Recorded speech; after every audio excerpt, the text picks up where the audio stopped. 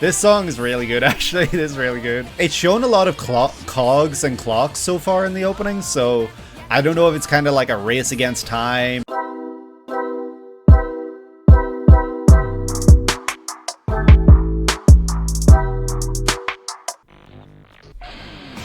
It is Steins Gate, okay. Oh, this is very loud. Let me turn it down a little bit. It's in HD, okay. Oh, I like the singer's voice. Singer's got a really nice voice. Have I heard the singer before? So I don't know anything about Steins Gate. I know that that's the main character, the guy. He looks like he's some sort of doctor scientist.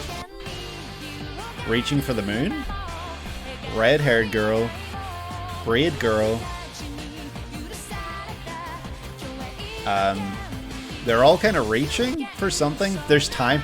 It's shown a lot of cogs and clocks so far in the opening, so I don't know if it's kind of like a race against time and like the cogs kind of represent that as well. Oh yeah, okay.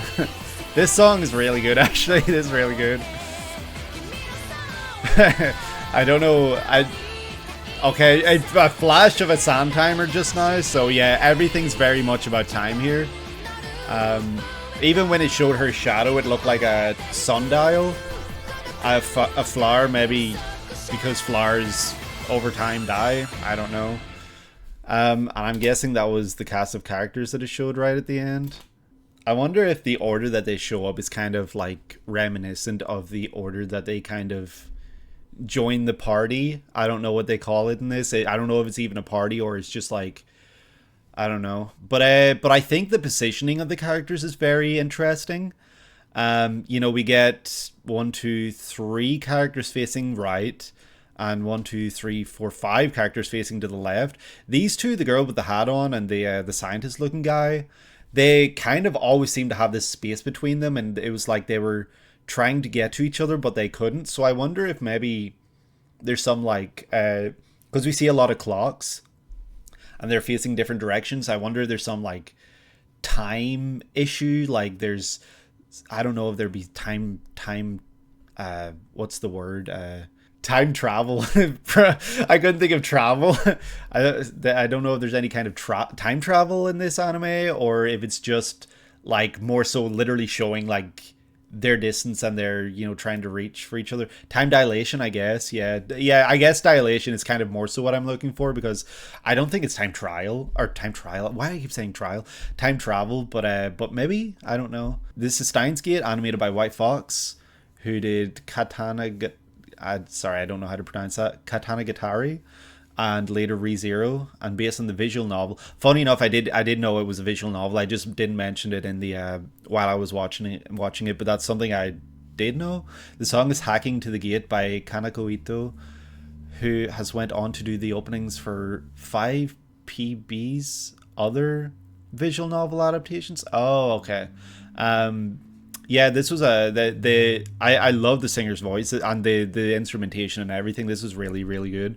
The visual novel was exclusive to 360 back in the day. Really? That's really funny.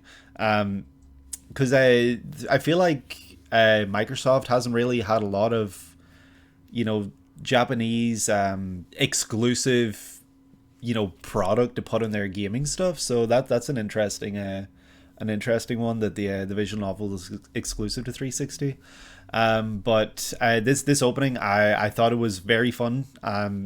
The whole, you know, aesthetic. I've never seen Steins Gate. I've said this like a million times, but when I picture Steins Gate, I picture like white backgrounds and kind of toned out like colors with the like background, like kind of like maybe cogs kind of translucent in the background.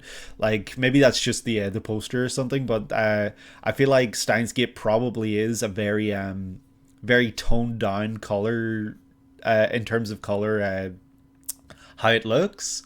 And I think that's really cool, because, you know, nowadays it's like kind of like the advent of big like in your face color.